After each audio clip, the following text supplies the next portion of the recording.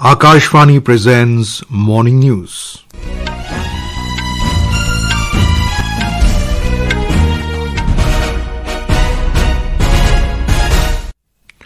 Good morning, I am Abhishek Mukhopadhyay. The headlines. Prime Minister Narendra Modi to distribute over 51,000 appointment letters under the 17th Rozgar Mela this morning. Election Commission directs State Chief Electoral Officers to finalise preparation for nationwide special intensive revision. At least 10 people feared dead in a massive bus fire accident in Kurnool district of Andhra Pradesh.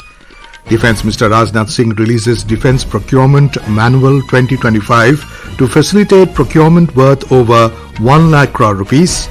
First uncrewed test flight of ISRO's Gaganyaan mission set to launch in the first week of December. And India storms into semifinals of ICC Women's ODI World Cup with a dominant victory over New Zealand.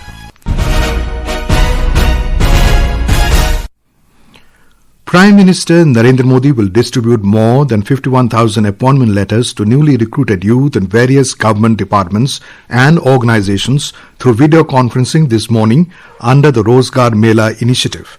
The Prime Minister will also address the new appointees during the event. The 17th Rozgar Mela will be graced by Union Minister Dr. Jitendra Singh and Minister of State for Road Transport and Highways Ajay Tamta. Rozgar Mela is a step towards fulfillment of Prime Minister's commitment to accord highest priority to employment generation.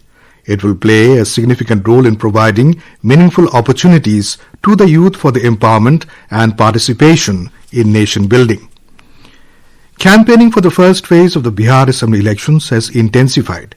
NDA star campaigners are holding rallies across the state in support of the candidates. Senior BJP leader and Prime Minister Narendra Modi will address election rallies today in Samastipur and Begusarai. Our correspondent reports that polling for the first phase of elections will be held on the 6th of next month in 121 assembly seats spread over 18 districts. Senior BJP leader and Prime Minister Narendra Modi will launch his election campaign for the Bihar Assembly elections today from the Dudhpura airfield ground in Samastipur district. This will be his first rally after the announcement of the Assembly elections. The Prime Minister will also pay tributes to Bharat Ratna Jan Nayak Karpuri Thakur at Karpuri Gram. Mr. Modi will later address another public meeting in Begusarai. Janata Dal United National President and Chief Minister Nitish Kumar will also take part in the election campaign. The Grand Alliance Chief Ministerial candidate and RJD leader Tejasvi Prasad Yadav will also launch his election campaign from today. He will address several rallies in Vaishali, Saharsa, Darbhanga, Muzaffarpur and Samastipur. Dharmendra Kumar Rai, Akashvani News, Patna. In the second and final phase of the Bihar Assembly elections, a total of 1,302 candidates remain in the contest for 122 constituencies across 20 districts.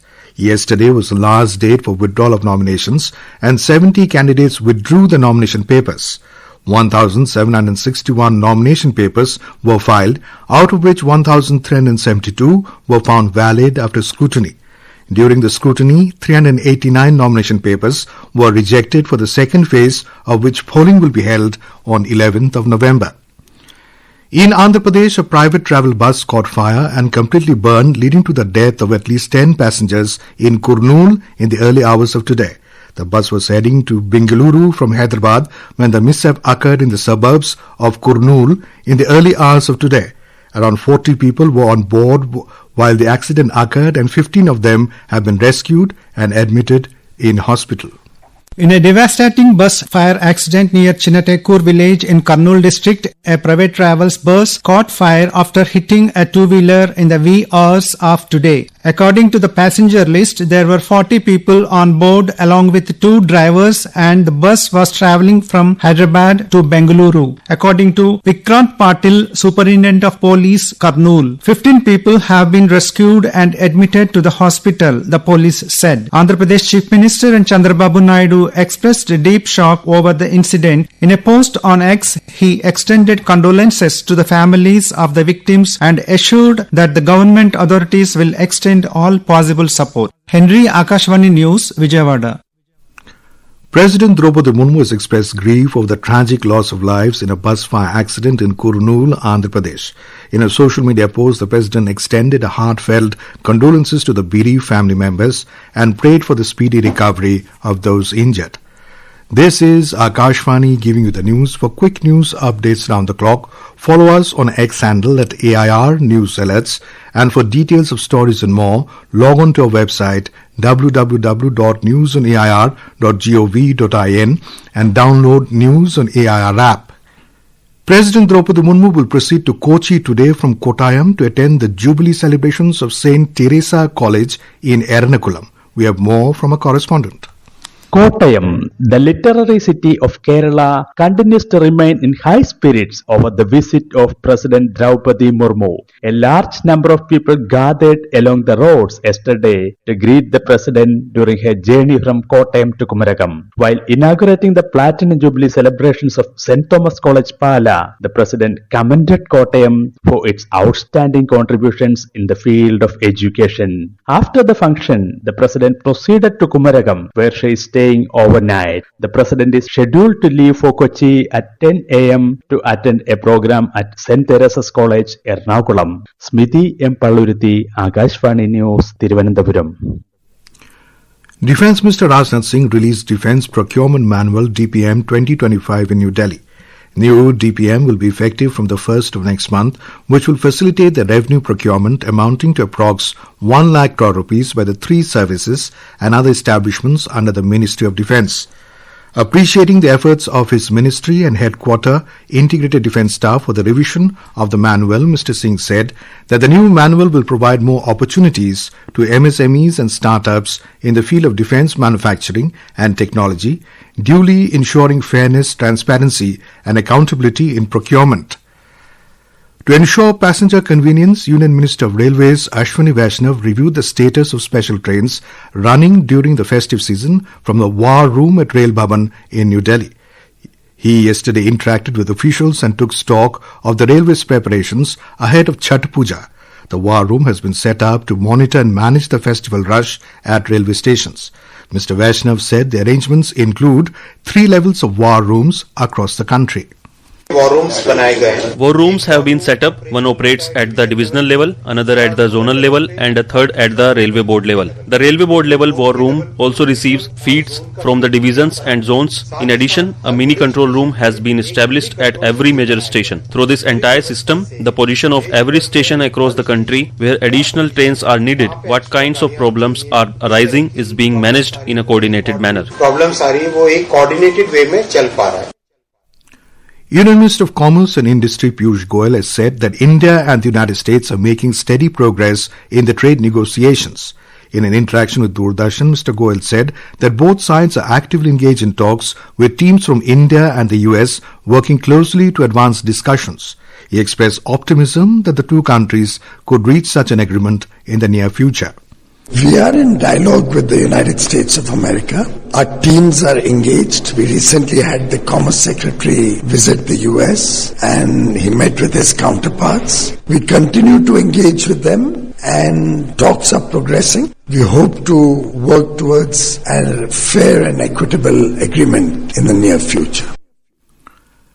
The Indian Space Research Organisation Chairman Dr. V. Narayanan has informed that 90% of the work on Gaganyaan uncrewed test flight mission G1 is over and they are set for launch in December 1st week. Speaking to media persons in Bengaluru yesterday, Dr. Narayanan said that the test and crew module will escape system, parachute module, communication systems and other subsystems are successful.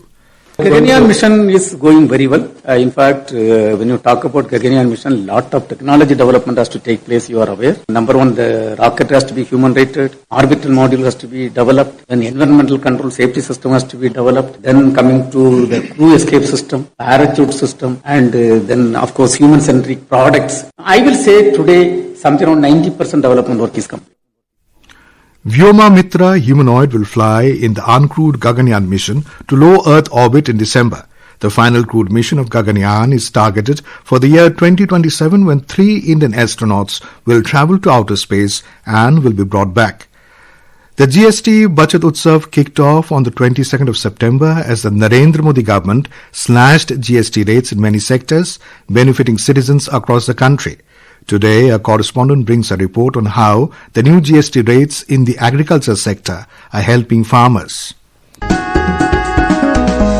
To provide major relief to farmers, the government has implemented significant tax reduction in the agriculture sector under the next generation GST reforms. Taxes on various agriculture equipment including sprinklers, drip irrigation systems and harvesting machinery have been reduced from 12% to 5%, making these essential tools more affordable for farmers. Similarly, under GST 2.0, biopesticides and several micronutrients have been placed under the 5% GST slab, helping promote the use of bio-based and sustainable agriculture inputs. Talking exclusively to Akashvani News, Sanjay Chankakoti, a farmer from Assam, appreciated the government's decision. I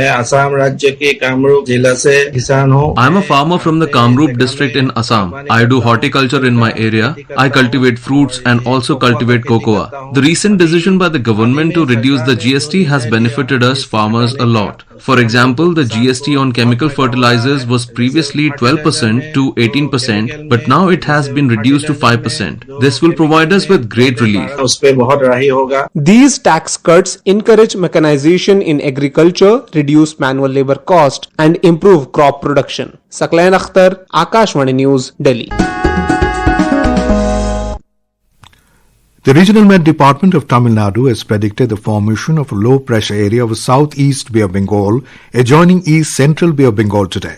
The low pressure is likely to move west-northwestwards and become more marked during the next 24 hours. The Met Department in its forecast said that heavy rains are likely over North Tamil Nadu coast. In ICC Women's ODI Cricket World Cup, India stormed into the semifinals after beating New Zealand by 53 runs at the D.Y. Patil Stadium in Navi Mumbai last night. Put into bat first, Indian openers Pratika Rawal and Smriti Mandhana hit brilliant centuries to power India to a massive 340 for 3 in 49 overs in the rain-affected match. Mandhana scored 109 while Rawal made 122 as they shared a record-breaking 212-run opening stand, the highest for India in Women's World Cup history. Chasing a revised DLS target of 325 from 44 overs, New Zealand managed 271 for 8 in the allotted overs, with Brooke Halliday top scoring with 81 runs. With this victory, India has now joined Australia, England and South Africa in the semi-finals. At the Asian Youth Games 2025 in Bahrain, India clinched goals in Kabaddi with both the boys and the girls teams topping the respective podiums. Both Indian teams faced Iran in the finals.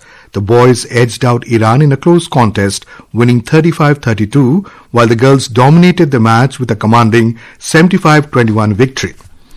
And now for a look at today's newspapers, it's over to Anita Anand. Thank you, Abhishek. The upcoming Bihar elections continue to make front page news in most of the dailies. The Jayashree named opposition chief minister face. Mukesh Sahni surprised deputy chief minister pick, leads Hindustan Times.